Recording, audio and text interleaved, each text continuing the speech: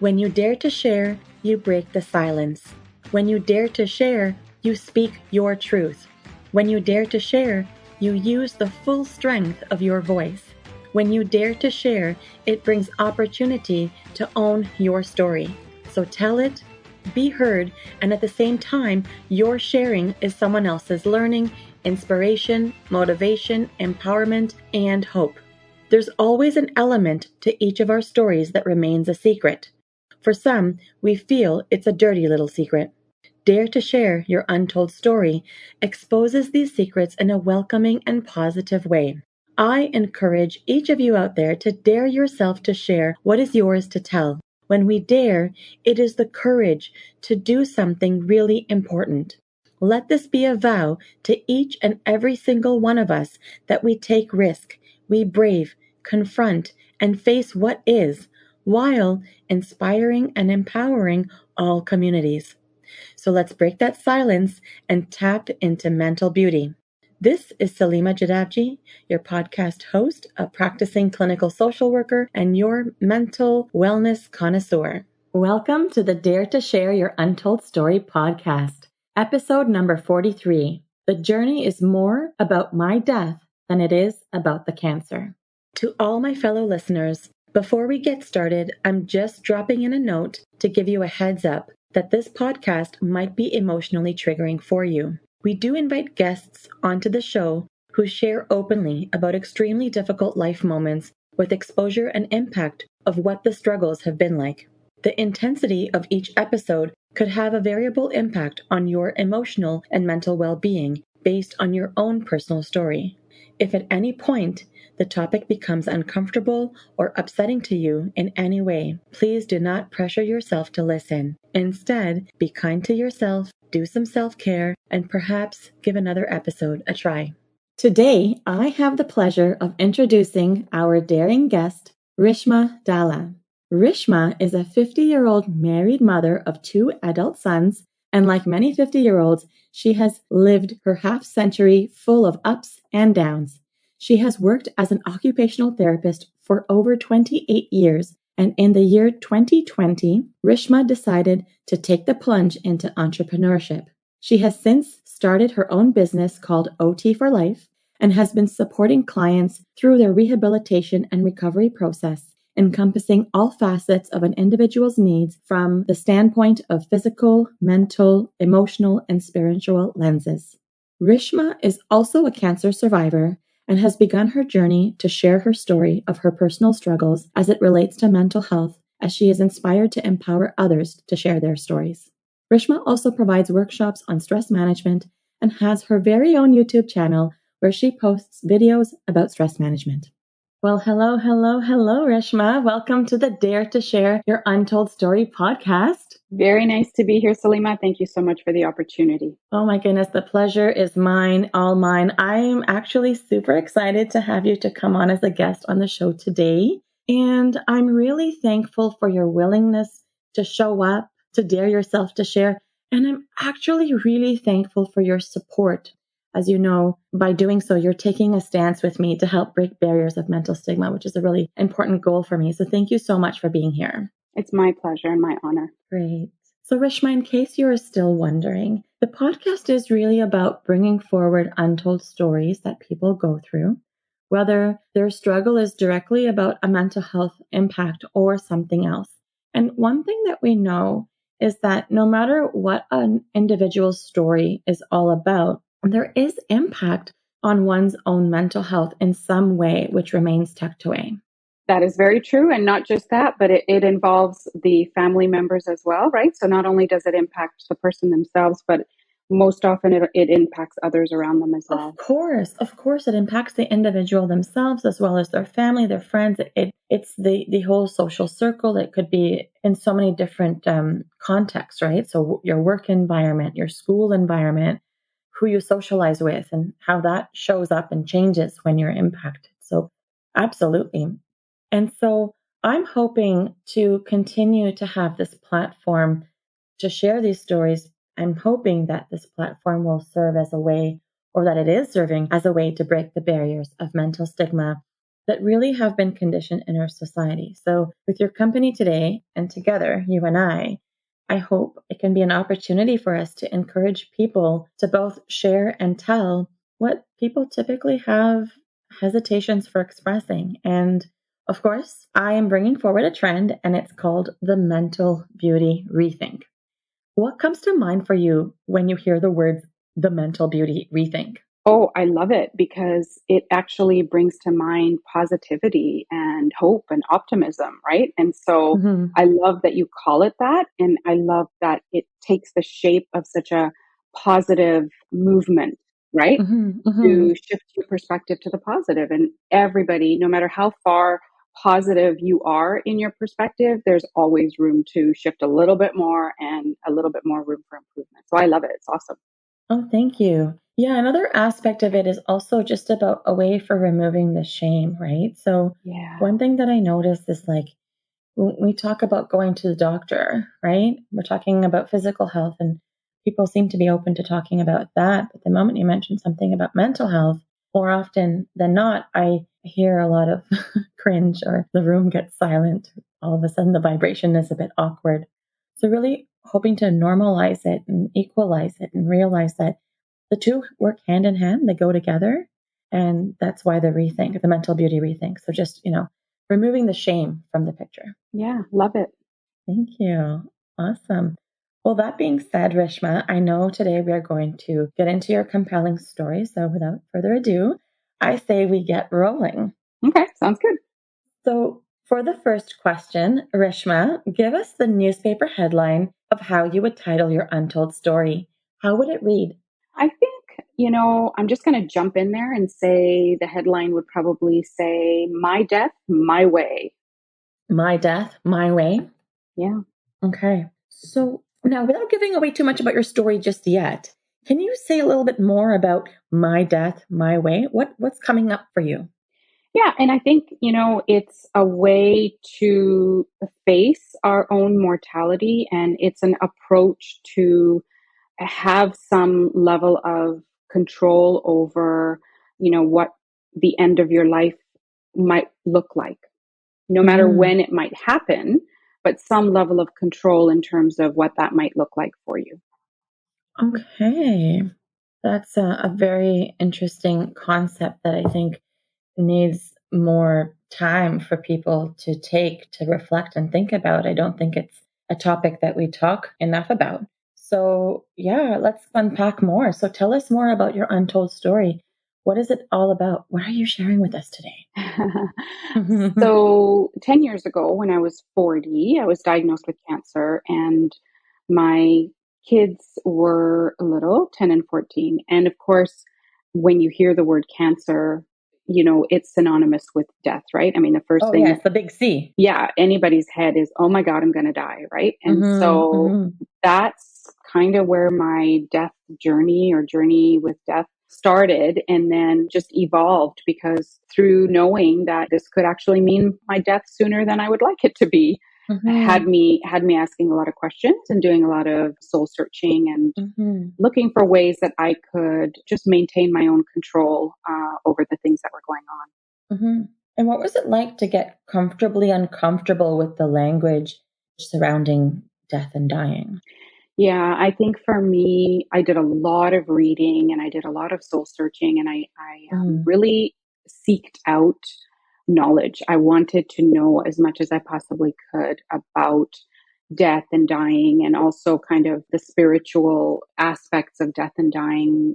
Where do we go after we die? What happens? All of that kind of stuff. mm-hmm, Because when I was growing up, we weren't ever allowed to actually talk about death. So mm-hmm. I showed up here with this, oh my gosh, what do I do now? And so just got busy and just really, really was seeking out as much knowledge as I possibly could.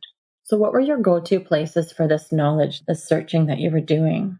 Yeah, so at the time, Oprah Winfrey and Deepak Chopra had started their 21-day meditation series. Yes, yes, that's right. So one of my sisters-in-law told me about it. And so I started that. That was a really good starting point for me, just in terms of going inward and just Mm-hmm. trying to figure out, right? Like, what is it that I want to know? What is it that's important to me? Who am I as a person? And then I did a lot of reading. So, in a whole bunch of serendipities and coincidences that happened through my journey, Mm-hmm. I fell across certain books that just completely changed things for me. So, Conversations with God by Neil Donald Walsh, and one of the books by Deepak Chopra. Mm-hmm. There's books by Gary Zukov, right? The Mm-hmm. Seed of the Mm-hmm. Soul. So lots and lots of books that I read, and just, yeah, whatever I could seek out, I did.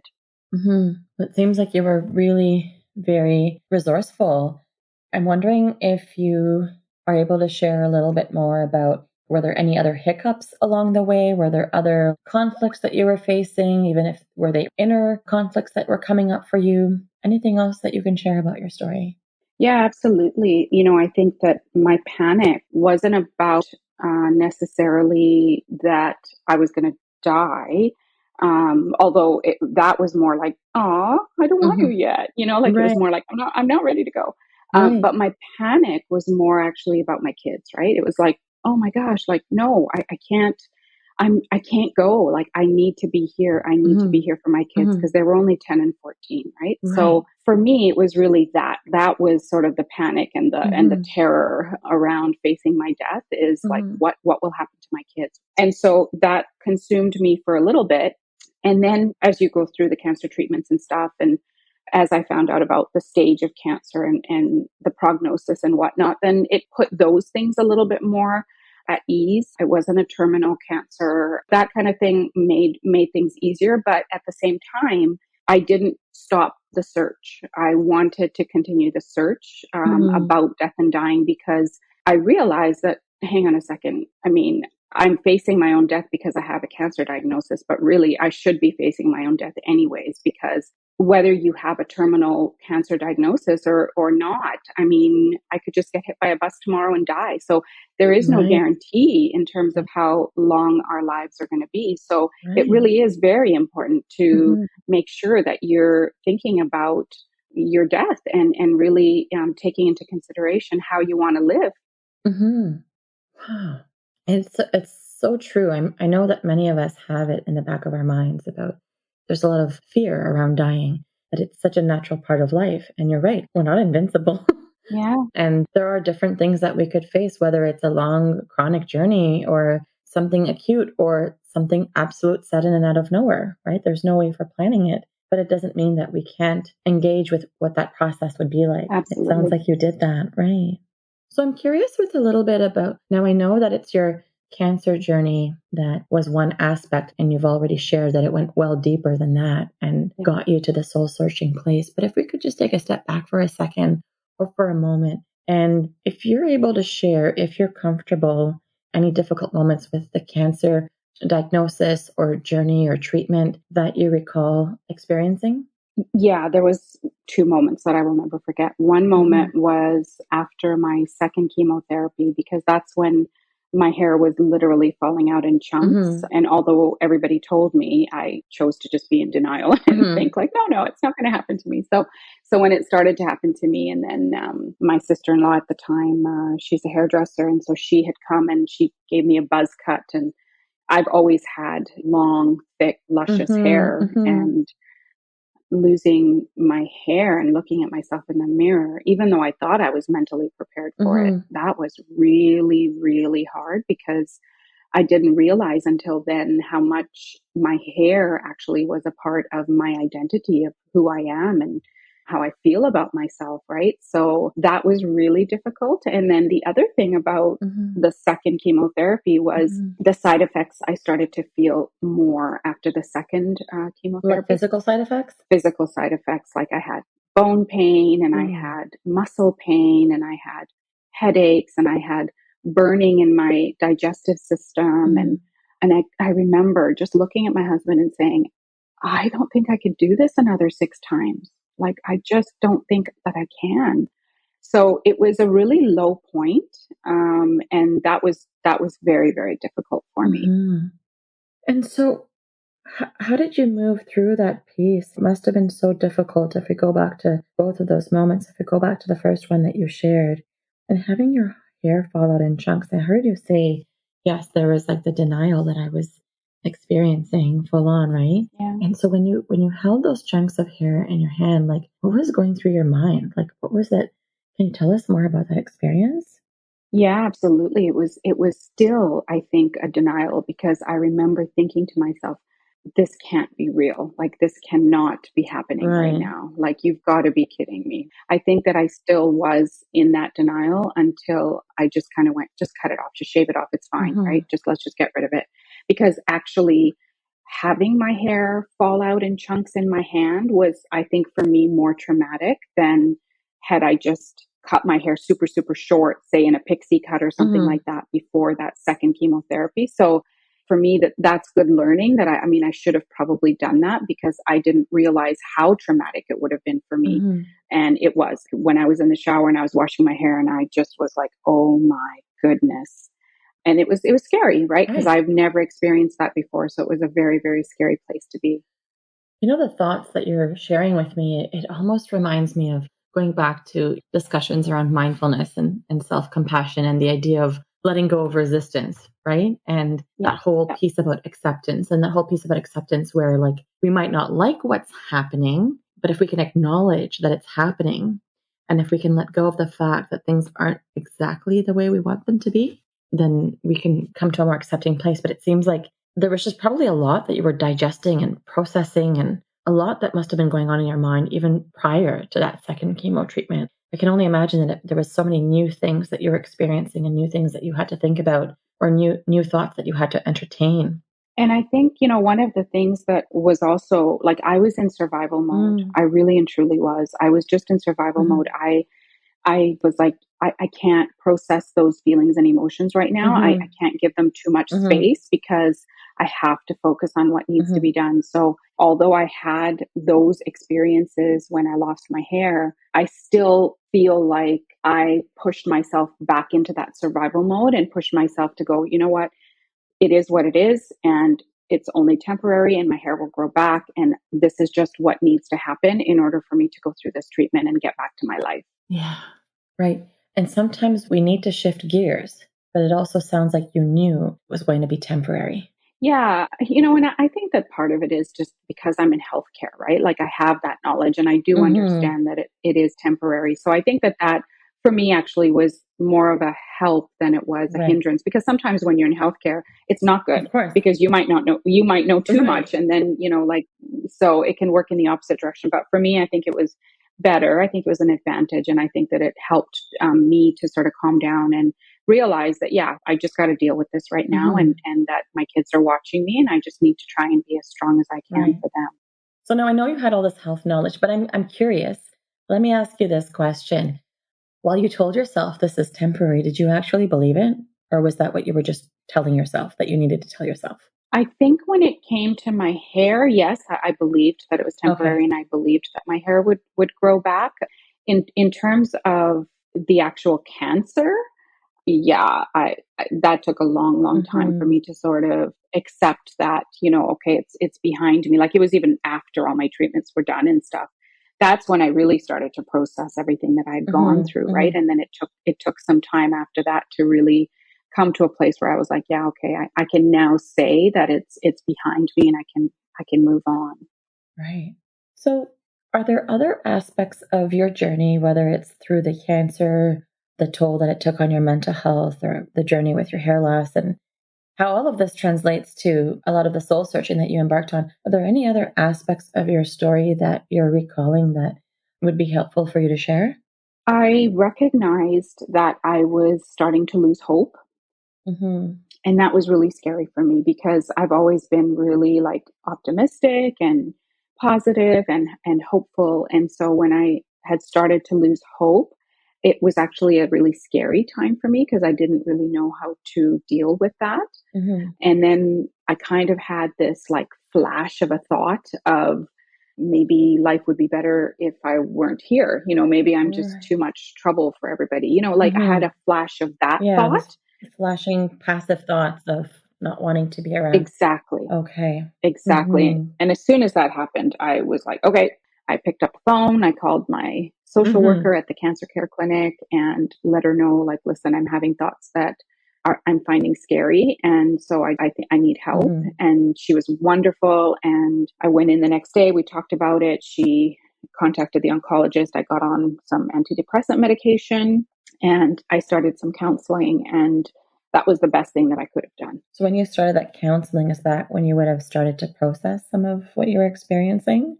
So part of what my social worker felt would be really good for me and therapeutic for me was actually starting a blog, because she knew that I was in healthcare and she knew that my natural instinct is just to help other people. And so she kind of approached it from that perspective, that if I wrote a blog about what I was experiencing, then that could actually help other people who might be going through similar experiences. And writing is therapeutic as well. Did you find that it was therapeutic? Absolutely. And so I don't think she necessarily made it that obvious to me, but as I was writing it, I realized that she was absolutely right. And it was so incredibly therapeutic. And so, yeah, it was, I think, through the writing process and all of the soul searching that I was embarking on and all the books I was reading and the meditation I was doing, it was all kind of culminating together to really help me to process some of what I was going through.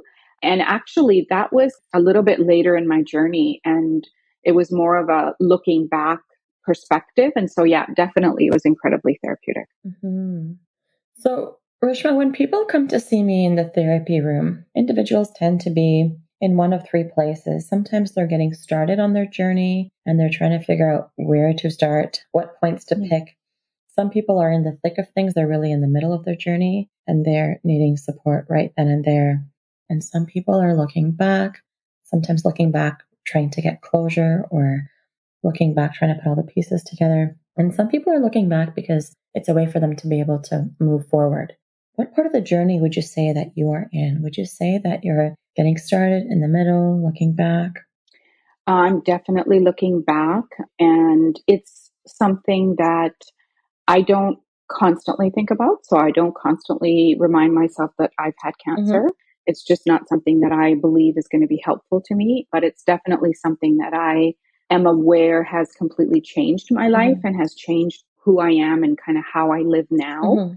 So yeah, definitely looking back with a lot of gratitude. I like that. I like that you're able to piece that together. And I'm just curious, what would you want to remember about the process of your healing journey? I think the thing that I do remember is, oh shoot, I hope I don't start crying. Just take a moment and breathe. It's all right. Yeah.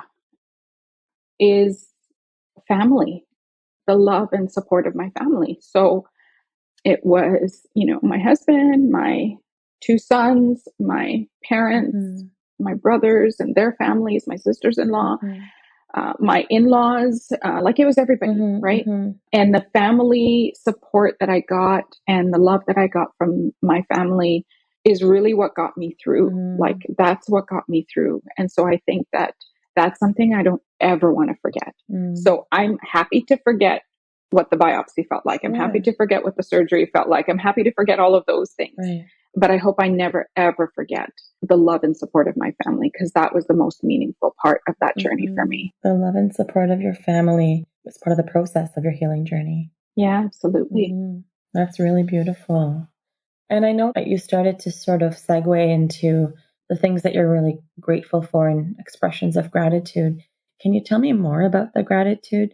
What would you say that you're grateful for with encountering this journey of your untold story? Not just the cancer, but the part about the hair loss, fighting with moments of depression, the soul searching. Can you say more about the gratitude?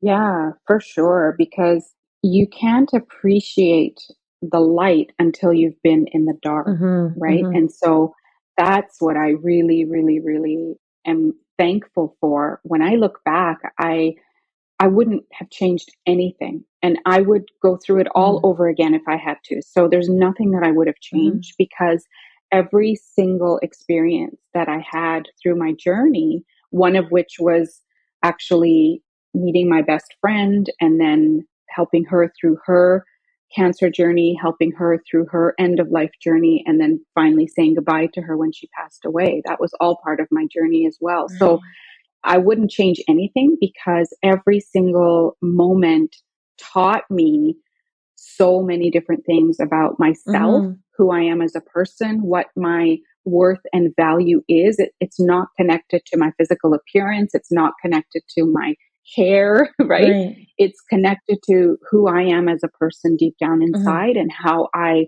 love and care for and appreciate the people around me, right? Yeah.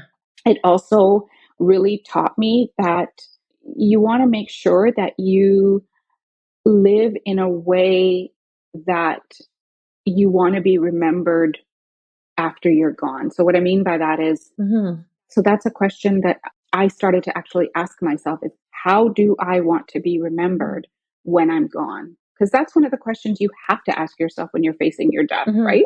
So how do I want to be remembered after I'm gone, whether it's tomorrow or whether it's 20 years from now? And if I want to be remembered as being forgiving and compassionate and understanding and patient, well, then am I living that way right now? Because if I died tomorrow and I'm not living that way right now, then I'm certainly not going to be remembered that way, Mm-hmm. right? Mm-hmm. So that was a really important way for me to start thinking about, who I am and who I actually want to be, Mm-hmm. and what my own soul journey is here and what my purpose is here, other than being obviously a mother and a daughter and a wife and things. But Mm-hmm. really, what am I doing here? Like, what is my purpose Mm-hmm. here in this life? Mm-hmm. And then just living my life to live my purpose. Living life to live my purpose. That's so insightful. The entire process of what you just shared, you know, I'm just sitting here in awe that you just described a beautiful process that you really reflected on. How do I want to be remembered? And so let me list what that's like after I'm gone. How do I want to be remembered? I want to be remembered by all these characteristics and qualities. Okay, so am I living that way or not? You really did a sound check for yourself. And I continue to do that. That's a process that I continue to follow because, we, as human beings, we forget, right? Yeah, We of forget course. and we go back to our old ways Mm-hmm. sometimes, Mm-hmm. right? So when I find myself being a little bit grumpy or a little bit judgmental, then I remind myself and I ask myself, like, how do I want to be remembered? And am I living that way right Mm-hmm. I think I'm gonna take your question and ask myself this on a daily now? basis now. Yeah, it's a really great, insightful way of living and living life with Yeah. intention. I've really, really enjoyed hearing that. I've been enjoying the entire conversation, but that's really something that at least is even as a takeaway for me too. And so I'm curious now, bringing the mental health spin back here, how has your untold story affected your mental health? Like I know that we've touched upon the parts about how when you started to have those like passive thoughts of maybe it's better if I'm not around. And, those thoughts that got you to sort of reach out to your social worker and going through some of the fear. Can you say more about what other emotions you experienced? Or did you have competing thoughts that were happening at the same time internally that you're experiencing? I think for me, the biggest emotion that I really actually tried to hold on to the entire way was gratitude. It was actually thankfulness. I Mm-hmm. I was grateful all the Mm-hmm. time, and I would always have this big sigh. When you're so grateful that you actually sigh because like you're just so thankful. Mm-hmm. I would do that all the time. But there were moments where I was exhausted and there were moments where I was like, oh my goodness, Mm-hmm. what is my life going to look like? Mm-hmm. And there were moments where I was scared. I was scared more about my kids, right? What Mm-hmm. will my kids do if I don't survive this? What will my kids do if I'm not around? And so some of my time definitely was spent, a lot of my time actually was spent planning because again, I was in survival Mm-hmm. mode. And so that was kind of part of my survival toolkit, I guess, was okay, so I'm in this situation. What can I do? How can I problem solve? How can I get through this? Because I wanted to make sure that the time that I had where I could be very productive because the time will pass anyways, right? Mm-hmm. And so the way I looked at it was, okay, I need to plan for my death. So I, at the age of 40, had my will done, took pictures of my Mm-hmm. jewelry, decided which jewelry goes to who, talked to my family about, my wishes if I were ever to not be able to speak for myself medically, talked to the boys about things, did all of that kind of stuff. And sometimes that took me into a really scary, like sad place, Yeah, right? Because you're I facing a would lot. always go Yeah. back to like, Yeah. I don't want to do this right now. Like, I don't want to think about this. Right. Mm-hmm. But at the same time, it's like, nope, I'm going to do it, because once it's done, it's done. Mm-hmm. And then I don't have to worry about it. So if something Mm-hmm. happens to me tomorrow, I know everything is Mm-hmm. done. All the decisions are made. I made all Mm-hmm. my lists. I made everything. It's all done. And my kids know exactly where the information is and all of that stuff. So I think that I went through a lot of emotions, and it was definitely a roller coaster ride. But I think that once I was able to get the help for the depression, then it was kind of like that was my lowest dip. And then it just started to come back up again. And, I have to say that for me personally, I'm no longer on the medications and I'm no longer doing counseling, but it's a daily commitment, Yeah. right? Right. To look after my mental health and well-being. It's a daily reminder to pray, to meditate, to do some deep breathing, to do some yoga, to go for a walk, Mm-hmm. to look at what I'm grateful for. And the other thing that I've really, I guess, realized is that when my emotions do start sliding backwards a little bit, I'm getting a lot better at recognizing it quickly and then asking myself, okay, so when was the last time that I meditated? Right. And you can always tell, like, oh geez, yeah, it's been like a week Mm-hmm. or two. Yeah. So yeah, no wonder, Yeah. right? When was the last time you exercised? Oh, right. Right. Yeah. Exactly. The So reminders. so it's good. Yes. Yeah. And so that is what sort of keeps me on track, right? Mm-hmm. Is knowing and understanding that it's a daily commitment and it's something that I have to work at every Every single day. single day, a daily commitment. So I want to ask you this question, Rishma. I know in a private conversation, you did mention that there was a depression that you experienced before cancer. I'm wondering if you can highlight if there was any differences in the experience that you had for the depression that you experienced pre-cancer journey and post-cancer journey. Anything that stood out to you? Yes, the depression that I was experiencing prior to my cancer was more about like a dissatisfaction with my life, just a sense of what am I doing here? I'm not happy. That journey actually took a lot longer for me to bounce back from than Mm-hmm.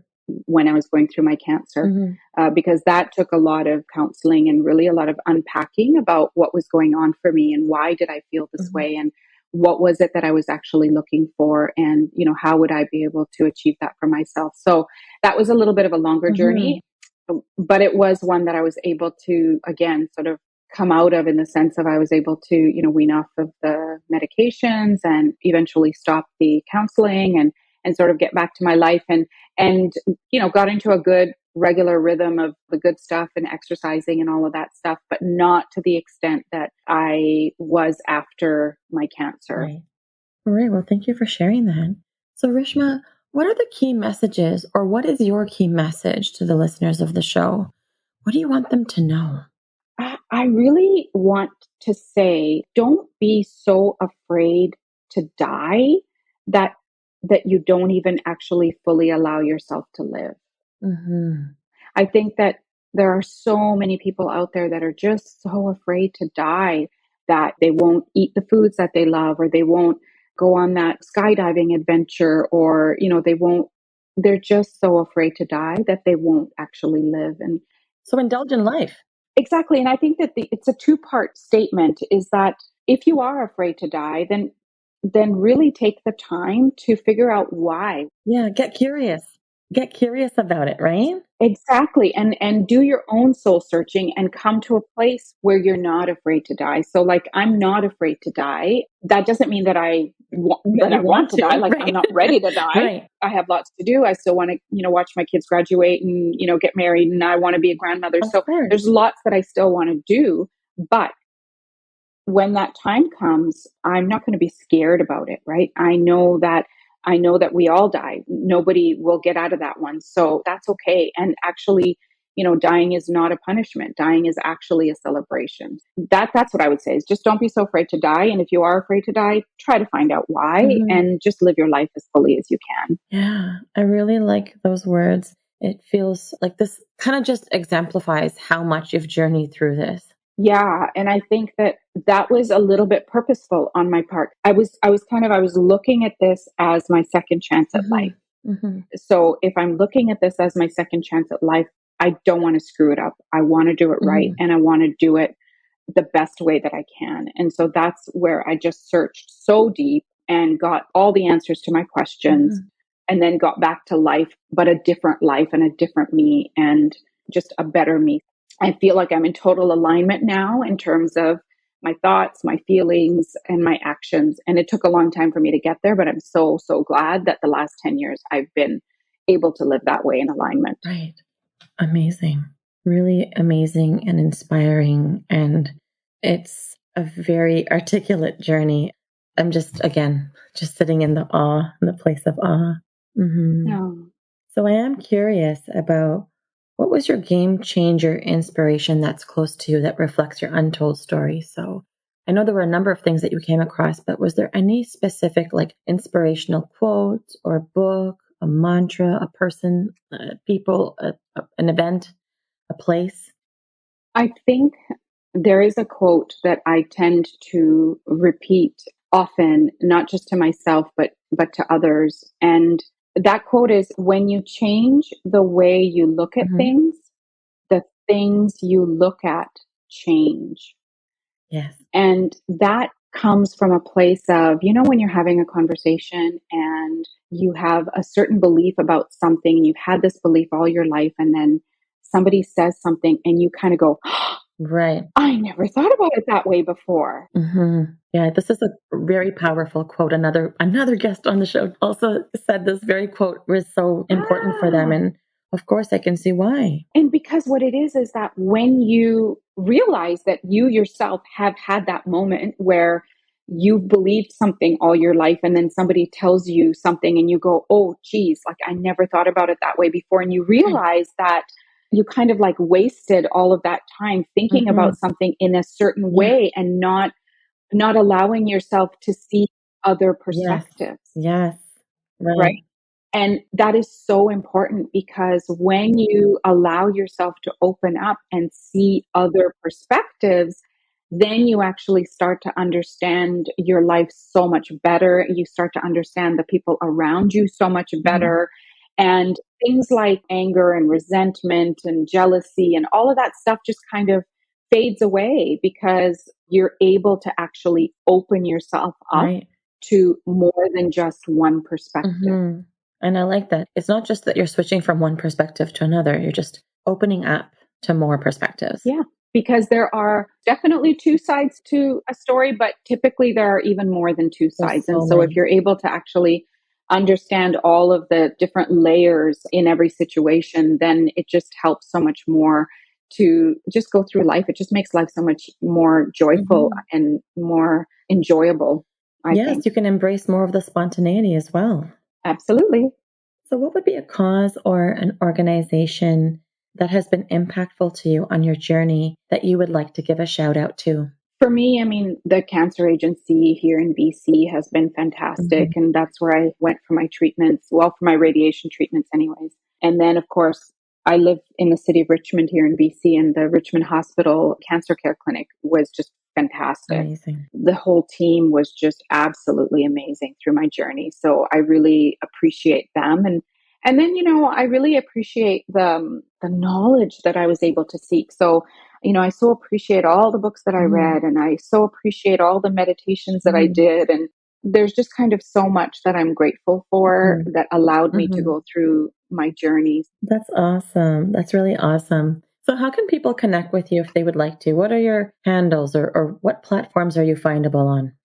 I'm actually pretty easy to connect with, because I'm on Facebook, I'm on LinkedIn, I'm on Instagram, I'm on Twitter, and I have my website, and I've got my YouTube channel. So lots of different ways to get a hold of me. If you just Google Rishma Dalla, you'll probably be able to find me that way. Well, we're going to grab all of your handles and those links, and we will add them to the show notes page. So you will definitely be findable from the Dare to Share site. Okay. That sounds awesome. Thank you so much. And so guess what, Rishma? You just dared yourself to share. Congrats, my dear. Thank you. Thank you. This was such a pleasure and a real, real honor. But tell me, what was that experience like? Did you feel like you were in the hot seat or anything? Before we started, yes, I was nervous. And like I had told you, I couldn't really figure out why I was nervous. But you put me at ease. And this has just been a really good conversation between two people that is just an open and honest and authentic conversation. So that just put me at total ease. And it was a good experience. And it's one that I would welcome again. And I just want to convey, Rishma, just how gracious I am to have been able to have this raw conversation with you, tapping into the depth of your soul searching experience after coming to heads with the scary cancer diagnosis and all the mental health impacts, and also about all the risks that you have taken up until today and the risks that you have taken today to share with such articulation and depth. I know, and I believe that it can only be encouraging for others to hear your story and come forward in their own way to share what is their right to share. So thank you for that conversation and for all the daring and for all your sharing. My pleasure. Thank you so much for the opportunity. So once again, Rishma, thank you for being part of Dare to Share Your Untold Story and helping to be a voice in breaking down the barriers of mental stigma.